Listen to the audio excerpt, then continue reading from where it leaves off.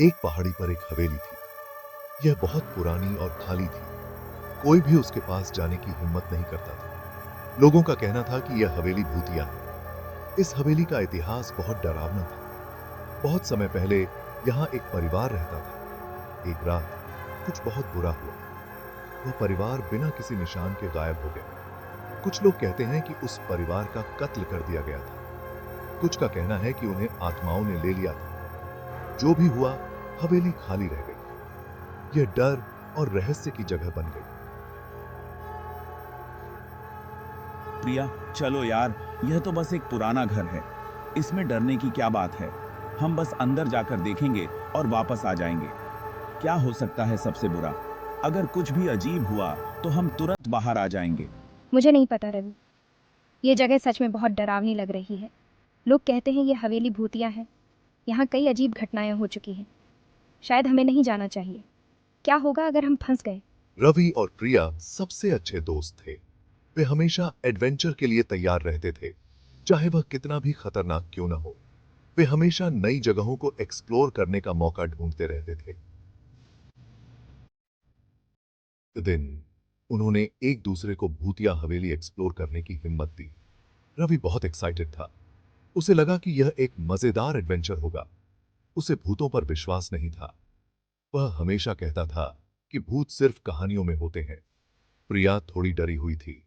उसे हमेशा से भूतों और अजीब घटनाओं से डर लगता था, लेकिन वह डरपोक नहीं दिखना चाहती थी। उसने सोचा कि अगर रवि कर सकता है तो वह भी कर सकती है। उन्होंने रात को जाने का फैसला किया। उन्हें लगा कि रात में यह एडवेंचर और भी रोमांचक होगा। उन्हें लगा कि ऐसा करना ज्यादा इंटरेस्टिंग होगा। वे दोनों बहुत उत्साहित थे, लेकिन प्रिया के मन में अभी भी डर था। जैसे ही वे हवेली के पास पहुंचे, हवा तेज हो गई। पेड़ हिलने लगे और अजीब आवाजें आने लगी। पेड़ हिलने लगे और आवाजें आने लगी। ऐसा लग रहा था जैसे हवेली उन्हें अंदर बुला रही हो। प्रिया को बेचैनी होने लगी। रवि हंस पड़ा और बोला, यह सब तुम्हारे दिमाग का खेल है। उसने प्रिया से कहा कि चिंता मत करो, हम बस अंदर जाकर देखेंगे और वापस आ जाएंगे। कुछ भी डरने की बात नहीं है। तो हम आ गए। तैयार हो प्रिया? बिल्कुल नहीं, पर चलो करते हैं। वे मुख्य द्वार पर पहुंचे। दरवाजा अपने आप खुल गया, मानो उन्हें अंदर बुला रहा हो। अंदर हवेली अंधेरी और धूल भरी थी। हर कोने से मकड़ी के जाले लटके हुए थे। रवि और प्रिया ने एक गहरी सांस ली और अंदर कदम रखा। उनके पीछे से दरवाजा जोर से बंद हो गया। वे डर गए। वे फंस गए थे। उन्होंने दरवाजा खोलने की कोशिश की, लेकिन वह हिला तक नहीं। वे अंदर बंद हो चुके थे। अचानक उन्हें एक आवाज सुनाई दी। यह फुसफुसाहट थी, धीमी और धीमी। विस्परिंग, जाओ, यहाँ से चले जाओ। विस्परिंग, यहां तुम्हारा स्वागत नहीं है। रवि और प्रिया जम गए। उन्होंने गौर से सुना। फुसफुसाहट फिर से आई। यह आवाजें इतनी अस्पष्ट और रहस्यमयी थीं कि उनके रोंगटे खड़े हो गए। ऐसा लग रहा था जैसे वह सीढ़ियों के ऊपर से आ रही है। हर कदम पर एक नई आवाज, एक नई गूंज। मुझे लगता है यह ऊपर से आ रही है। चलो देखते हैं। हमें पता लगाना होगा कि यह क्या है। क्या तुम पागल हो? ये बहुत खतरनाक हो सकता है। अगर ये कुछ खतरनाक हुआ तो हमें सावधान रहना चाहिए। रवि ऊपर जाकर देखना चाहता था। उसकी जिज्ञासा उसे रोक नहीं पा रही थी। प्रिया बहुत डर गई थी। वह हिल भी नहीं सकती थी। उसका दिल तेजी से धड़क रहा था। रवि धीरे धीरे सीढ़ियां चढ़ने लगा। हर कदम के साथ उसकी सांसें भारी हो रही थीं। प्रिया उसके ठीक पीछे पीछे चल रही थी। उसकी हर हरकत में डर साफ झलक रहा था। उनके वजन से हर सीढ़ी चर्रर की आवाज कर रही थी। यह आवाजें उनके डर को और बढ़ा रही थीं। जैसे जैसे वे ऊपर चढ़ते गए, हवा ठंडी होती गई। यह ठंड उनके डर को और गहरा कर रही थी। प्रिया की रीढ़ की हड्डी में सिहरन दौड़ गई। उसे ऐसा महसूस हो रहा था जैसे कोई अदृश्य शक्ति उन्हें देख रही हो। कोई या कुछ उन्हें देख रहा था। यह एहसास उनके दिलों में डर की लहरें पैदा कर रहा था। विस्परिंग, वापस मुड़ जाओ। ये जगह तुम्हारे लिए नहीं है। विस्परिंग, तुम्हें यहां नहीं होना चाहिए। ये जगह खतरनाक है। रवि, मुझे सच में ये पसंद नहीं आ रहा है। क्या हम प्लीज वापस जा सकते हैं? मुझे बहुत डर लग रहा है। बस थोड़ा और। प्रिया, अब तक तो आ ही गए हैं। हमें पता लगाना होगा कि यह सब क्या है। माहौल में तनाव साफ दिखाई दे रहा था। हर कोने में एक अनजाना डर छिपा हुआ था। उन्हें नहीं पता था कि सीढ़ियों के ऊपर उनका क्या इंतजार कर रहा है। हर कदम के साथ उनका डर और बढ़ता जा रहा था। वे सीढ़ियों के ऊपर पहुंच गए। उनके सामने एक लंबा गलियारा था। Background voice one as whisper. फुसफुसाहट फिर से आई, इस बार और करीब। रवि ने अपना फोन निकाला। उसने बेहतर देखने के लिए टॉर्च जलाई। क्या तुमने सुना प्रिया? हाँ, ये बहुत करीब से सुनाई दिया। अचानक गलियारे के आखिर में एक परछाई दौड़ती हुई दिखाई दी। रवि और प्रिया हांफने लगे। उन्हें अपनी आंखों पर यकीन नहीं हो रहा था। क्या वो भूत था? रवि परछाई की तरफ भागा। प्रिया हिचकिचा गई। उसके दिल को डर ने जकड़ लिया। रवि रुको, संभल कर। रवि गलियारे के अंत तक पहुंचा। वहां कोई नहीं था, लेकिन तभी उसने एक आवाज सुनी। यह धीमी और उदासी से भरी हुई थी। मेरी मदद करो, प्लीज। आवाज एक जवान औरत की थी। वह एक भूत थी जो हवेली में फंसी हुई थी।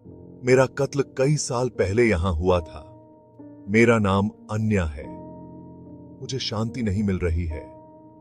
मुझे आगे बढ़ने के लिए तुम्हारी मदद चाहिए। रवि ध्यान से सुन रहा था। उसे भूत के लिए सहानुभूति का अनुभव हुआ। अन्या, हम तुम्हारी मदद करेंगे। हमें बताओ कि हमें क्या करने की जरूरत है। भाग 7। एक वादा। अन्या ने बताया कि उसके कातिल ने उसका शरीर छुपा दिया था। वह बहुत समय से इस रहस्य को सुलझाने की कोशिश कर रही थी। जब तक उसके अवशेष नहीं मिल जाते, वह चैन से नहीं रह सकती थी। उसकी आत्मा को शांति चाहिए थी।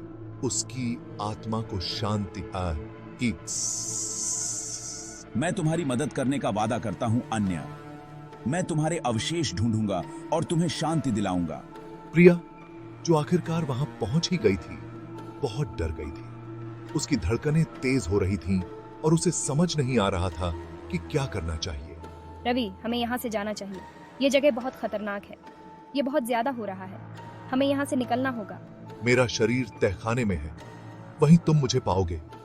नहीं प्रिया, हमें उसकी मदद करनी होगी। यह हमारा कर्तव्य है। हमें उसकी मदद करनी होगी। हम उसे ऐसे नहीं छोड़ सकते। हम अब यूं ही नहीं जा सकते। हमें इस रहस्य को सुलझाना होगा। हमें भी संभाली की किसी रवि और प्रिया ने खुद को संभाला। उन्होंने एक दूसरे की ओर देखा और हिम्मत जुटाई। उन्हें अपने डर का सामना करना था। यह उनकी परीक्षा की घड़ी थी और उन्हें इस चुनौती को स्वीकार करना था। भाग 8। खोज शुरू होती है।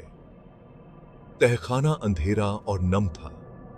हवा सड़ांध की गंध से भरी हुई थी। चलो अपने फोन की टॉर्च का इस्तेमाल करते हैं।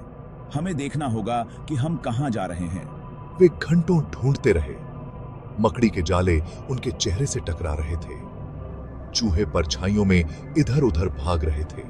रवि, ये बेकार है। हमें अब चले जाना चाहिए। नहीं प्रिया, हम अब हार नहीं मान सकते। हमें उसे ढूंढना होगा। आखिरकार उन्हें वह मिल ही गया। अन्या का कंकाल मलबे के ढेर के नीचे छिपा हुआ था। हे भगवान, रवि देखो। प्रिया डर के मारे हांफने लगी। रवि को बहुत दुख हुआ। भाग 9। आखिरकार शांति। उन्होंने सावधानी से अन्या के अवशेषों को उठाया। जैसे ही उन्होंने ऐसा किया, अन्या का भूत उनके सामने प्रकट हुआ। इस बार वह मुस्कुरा रही थी। धन्यवाद रवि और प्रिया, मैं आखिरकार आजाद हूं।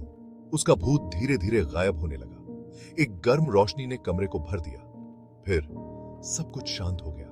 अन्या चली गई थी। यह हवेली अब यह अलग लग रही है। हाँ, हवा हल्की हो गई है। वह भारीपन चला गया है। रवि और प्रिया ने अन्या को शांति पाने में मदद की थी। भाग 10। एक नई सुबह। रवि और प्रिया हवेली से बाहर आ गए। सूरज उग रहा था। उन्होंने उस पुराने घर की तरफ पीछे मुड़कर देखा। अब यह उन्हें डरावना नहीं लग रहा था। हमने अपने डर का सामना किया और एक खोई हुई आत्मा की मदद की। हाँ, हमने सचमुच कुछ असाधारण अनुभव किया। हम इस रात को कभी नहीं भूलेंगे। हवेली पहाड़ी पर चुपचाप खड़ी थी, लेकिन अब यह डर की जगह नहीं थी। रवि और प्रिया की वजह से यह शांति की जगह बन गई थी।